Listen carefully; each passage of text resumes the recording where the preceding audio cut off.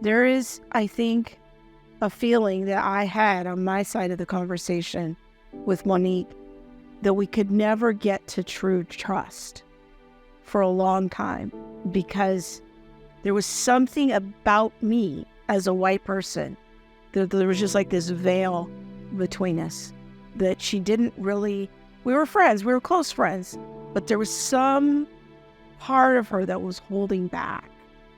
And I think that when we really started to grapple with each other as sisters in the Lord and really walking into that place of family, then there could finally be that trust. And she wasn't completely sure that she could trust me. And something about me being white is that I'm starting to suspect that maybe that's common. That it is. That's a narrative. It is. It is. And that's just not that's something we have to grapple with.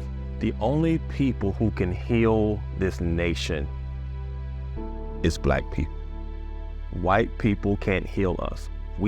Only the gospel can heal our hearts and heal our wounds to where we no longer hold the burden of fighting for our own liberation, and you no longer carry the burden of guilt. Yes.